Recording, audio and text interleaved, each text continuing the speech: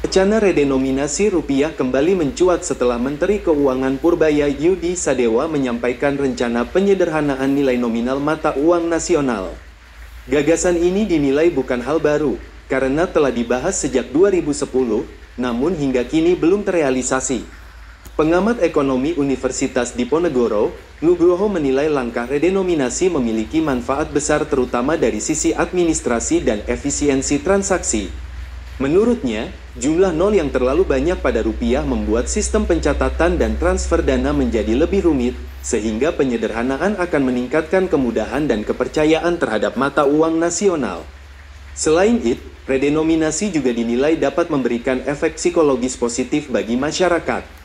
Rupiah yang tampak lebih kecil secara nominal dianggap mampu meningkatkan kebanggaan publik terhadap mata uang sendiri, karena tidak lagi terlihat seolah kehilangan nilai akibat banyaknya digit nol di belakang angka. Meski demikian, Nugroho menegaskan pentingnya memahami perbedaan antara redenominasi dan sanering.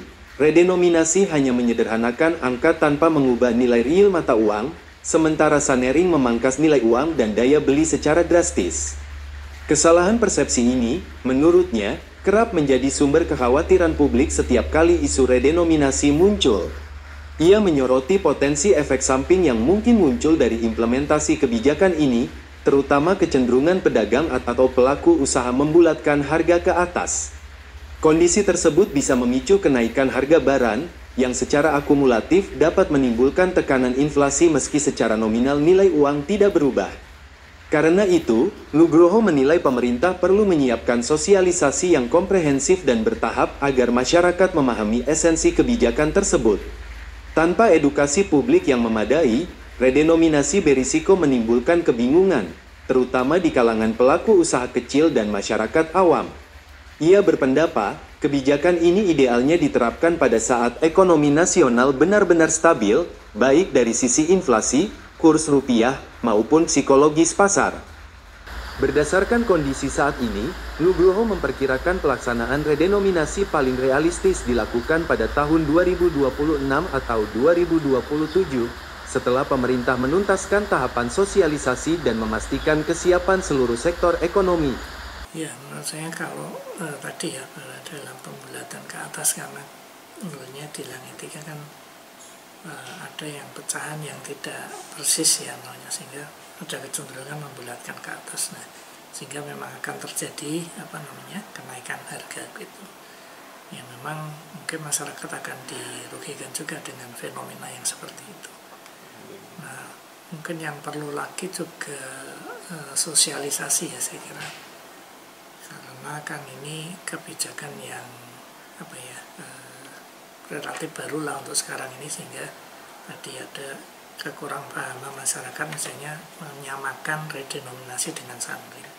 Nah, itu yang perlu disosialisasikan terus-menerus sehingga nanti masyarakat akan siap menerima kebijakannya. Ada yang berpendapat memang mestinya redenominasi itu dilakukan ketika ekonomi stabil ya, artinya kondisi baik-baik saja ya, masyarakat psikologinya tenang ya.